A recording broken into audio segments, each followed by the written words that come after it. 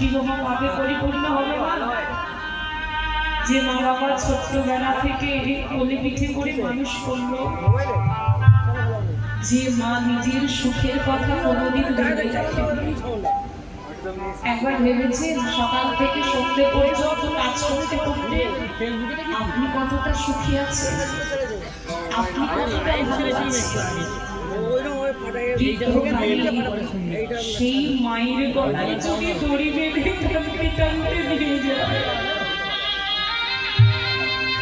তাহলে তো তারা পাপে পরিপূর্ণ হবে। কলির জীব যারা যে পাপে পরিপূর্ণ হবে, তুমি কি তাদেরকে একবার কৃপা করবে না? এই জগতে যারা পাপী দাবি মানুষ, তুমি কি তাদেরকে একবার হাত ধরে পারাপার করে দেবে না প্রভু? তখনই প্রভু আমার বলেছিলেন, জানো না রো, রাম আদি অবতারে ক্রোধে নানা অস্ত্র ধরে অসুরে করিলাম সংহার। এ বীরস্ত্র না ধরিব, প্রাণে কারো না মারিব, হরি নামে প্রেমে জীব করিব উদ্ধার।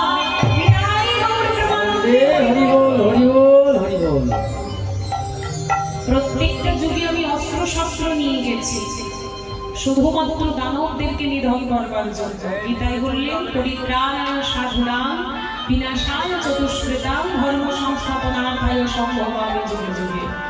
অধর্মকে বিনাশ করে ধর্মকে স্থাপন করবার জন্য আমি গিয়েছি, আর দুষ্টের দমন করবার জন্য আমি গেছি। যেমন ত্রেতা যুগে আগে রাবণ, তারপরে কিন্তু রাম এসে রাবণকে নিধন করলো। ঠিক তেমনি কলিযুগেও আমি যাব, অস্ত্র শস্ত্র আমার হাতে থাকবে না, শঙ্খচক্র গদা পদ্মধারী রূপে যাব না, আমি যাব সেই রূপে হরিনাম নিয়ে যাব কলির জীবের দ্বারে দ্বারে। আর কলির জীবকে যদি একবার ভগবানের চরণ পেতে হয়, তাদেরকে গুরুর চরণাশ্রয় করে গৌর হরির চরণাশ্রয় করতে হবে। সেই প্রদীপ নবন গৌর হরি যিনি নবদ্বীপের মাটিতে অবতীর্ণ হয়েছিলেন, সেই গৌর হরির আজকে ভাবটি কেমন? যদি গৌর না আসতো, আমরা কৃষ্ণচন্দ্রের লীলা কেউ জানতে পারতাম না, তাই না? সেই গৌর হরির আজকে ভাবটি কেমন? চলুন আমরা আগে দর্শন করি। গৌর হরি বসে আছেন গম্ভীরা মন্দিরে, পুরী ধামের কিছুটা দূরে গম্ভীরা মন্দির। সেই গম্ভীরা মন্দিরে গৌর হরি বসে আছেন। আজ গৌর হরির ভাবটি কেমন? তাই পদকর্তা কলম দিলেন, গৌর হরির ভাবটি কেমন জানো? গম্ভীরা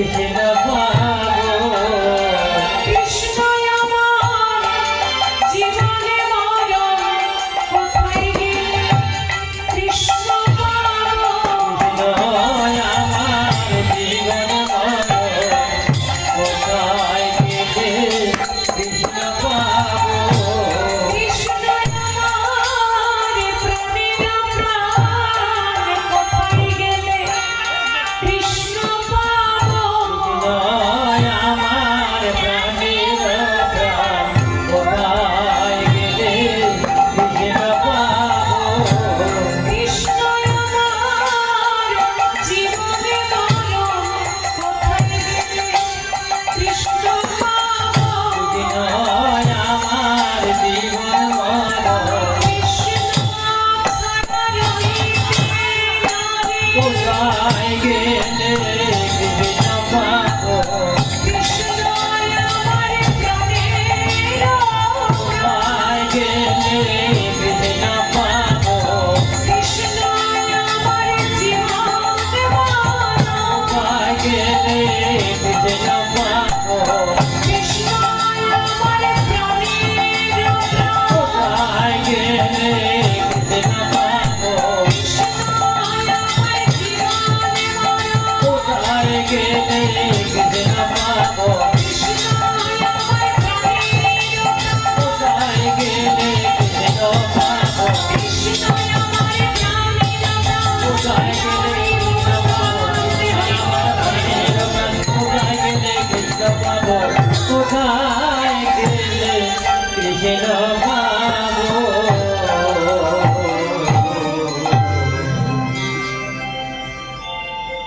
অতীত পাবন গৌরী শাস্ত্রে বললেন রাধা কৃষ্ণ মিলিত তনু অতীত পাবন গৌরী। আমরা অনেকে ভাবি কি দাপর যুগে যেই কৃষ্ণ সেই কিন্তু কলিযুগে গৌর হয়ে এসেছে। মায়েরা এটা কি সত্য কথা? যিনি কৃষ্ণ ছিলেন তিনিই কি গৌর হয়ে এসেছেন? হ্যাঁ কি না? কি বলেন মায়েরা? মাঝে মাঝে একটু আমার সঙ্গে কথা বলতে হবে, এমন চুপ করে বসে থাকবো বললে হবে না। হ্যাঁ, যেটা জিজ্ঞাসা করবো, যেটা জানেন সেটাই উত্তর দেবেন, ভয় পাওয়ার কিছু নেই। রাধে রাধে। রাধা গোবিন্দ জয় জয় জয়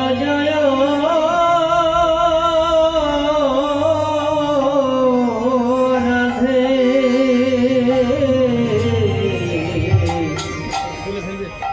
রাধা গোবিন্দ জয় জয় জয়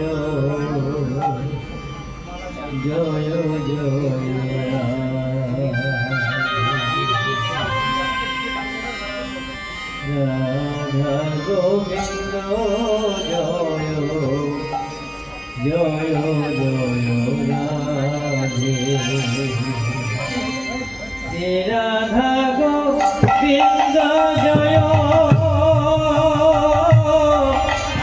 জয় জয় জয় রাধে রাধা গোবিন্দ জয় জয় জয় রাধে রাধা গোবিন্দ জয় জয় জয় রাধে রাধা গোবিন্দ জয় জয় জয় হরি বল, হরে কৃষ্ণ। মায়েরা বলুন, যিনি ভগবান কৃষ্ণচন্দ্র তিনিই কি গৌর হয়ে এসেছেন? হ্যাঁ কি না? কি বলেন মায়েরা? হ্যাঁ। আচ্ছা, এদিকে বাবারা কি বলেন?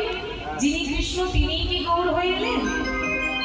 না, শাস্ত্রে বললেন শুধু কৃষ্ণ গৌর হয়ে আসেননি, রাধা কৃষ্ণ মিলিত তনু পতিত পাবন গন্ধর্ব। রাধা কৃষ্ণ এক আত্মা দুই দেহ ধরি। রাধার কৃষ্ণ তাদের মাগো একটাই মাত্র আত্মা। এই যে দেখছেন বিগ্রহ না, সামনে থেকে দেখতে দুটি মূর্তি, কিন্তু আত্মা একটি। রাধা কৃষ্ণ এক আত্মা দুই দেহ ধরি, অনন্য বিলাসী রস আস্বাদন করি, এবে সেই দুই দেহ এক আমার চৈতন্য গোসাই রাধার ভাগ্য শাস্বাদিতে দহে হইল এক কথা। তাহলে শুধু কৃষ্ণ গৌর হয়ে আসেন, রাধা কৃষ্ণ মিলিত তনু অতীত পাবন গৌর হরি। সেই গৌর হরিকে যদি আমরা কাছে পেতে চাই, আগে চাই কিন্তু আমাদের গুরুর চরণাশ্রয়। গুরুর কাছে দীক্ষা নিতে হবে, আর গুরুরই তোমাকে মন্ত্র দিয়ে পথটা দেখিয়ে দেবে কোন পথে গিয়ে কেমন ভাবে ভজন সাধন করলে তুমি ভগবানের কৃপা পাবে। তাই যে গুরুর কাছে দীক্ষা নেব, যার কাছে দীক্ষা নিলাম, শুধু কি তিনিই আমাদের জীবনে গুরু? না, আমাদের প্রত্যেকের জীবনে তিনজন করে গুরু আছে। এটা আপনাদের আমাদের কথা নয়, কথাটা বলেছিলেন কে? ভগবান কৃষ্ণচন্দ্র নিজেই বলেছিলেন। কাকে বলেছিলেন? তার প্রাণের সখা সুদামাকে। ভাগবতে আপনারা যারা সুদামার জীবন কাহিনী আস্বাদন করেছেন, আপনারা জানবেন সেই প্রাণের সখা সুদামাকে ডেকে ভগবান কৃষ্ণচন্দ্র বলেছিলেন, সুদামা, জগতে প্রত্যেকটি জীবের তিনজন করে গুরু আছে। প্রথম গুরু হলো যে যার নিজের বাবা মা। দ্বিতীয় গুরু হলেন দীক্ষা গুরু, শিক্ষা গুরু। আর তৃতীয় গুরু হলো আমি কৃষ্ণ।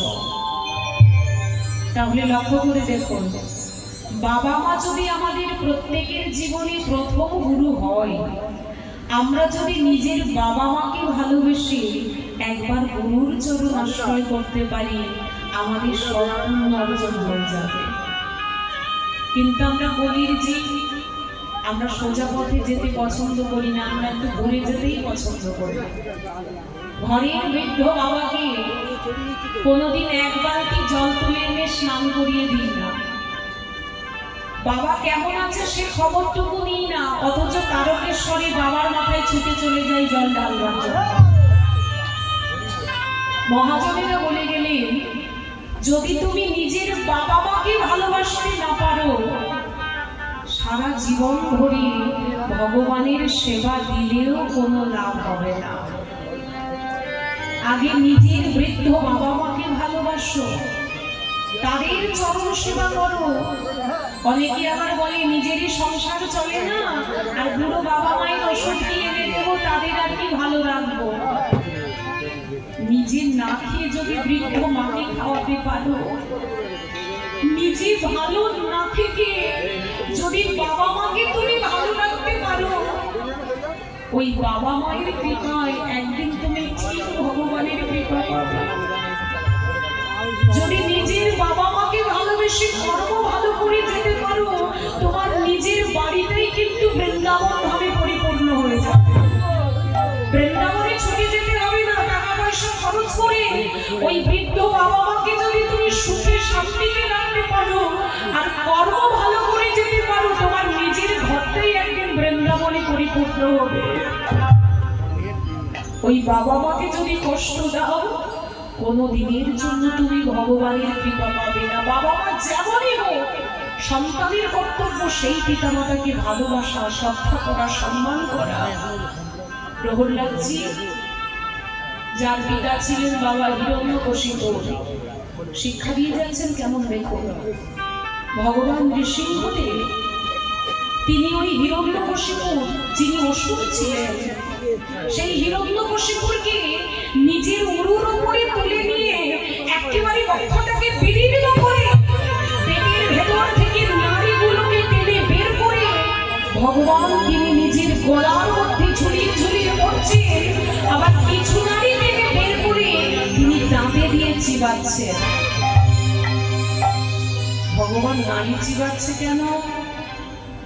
কারণ শিক্ষা দিয়ে গেলেন, তিনি নারীটা চিবিয়ে দেখছে নারীটা কতটা সুস্বাদু। নারী যদি সুস্বাদু না হবে, সেই গর্ভে তো প্রহ্লাদের মতো ভক্তির জন্ম হবে না। ভগবান চিবিয়ে দেখছে নারীটা কতটা সুস্বাদু। আর যখন বক্ষটাকে বিদীর্ণ করে প্রহ্লাদের পিতার নারীগুলোকে বের করছে, ছোট্ট প্রহ্লাদ 5 বছরের ছেলে, কিছুটা দূরে দাঁড়িয়ে দাঁড়িয়ে কাঁদছে। ভগবানের চোখ পড়ে গেল ওই প্রহল্লাদের দিকে। ডাক দিয়েছে নৃসিংহদেব, প্রহল্লাদ, প্রহল্লাদ, তুমি কাঁদছো প্রহল্লাদ? তোমার পিতাকে আজকে মেরে ফেলছি বলে তুমি কাঁদছো? প্রহল্লাদ বলল, দয়াময়, আমি কাঁদবো না। আমি জানি আমার পিতা অসুর। আমি জানি আমার পিতা তোমাকে কোনোদিন ভালোবাসেনি। আমি জানি আমার পিতা তোমাকে কোনোদিন স্মরণ করেনি, কিন্তু অসুর হলেও সে যে আমার পিতা নয়।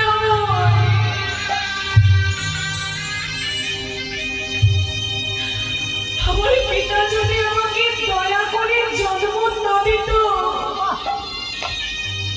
আমি তো তোমায় ভজন সাধন করতে পারতাম না। হে ভগবান, আমার পিতা আমাকে কৃপা করে জন্ম দিয়েছে বলেই আমি আজকে তোমায় ভালোবাসতে পেরেছি। অসুর হলেও সে যে আমার পিতা ভগবান, সেই পিতার জন্য আমি কাঁদবো না।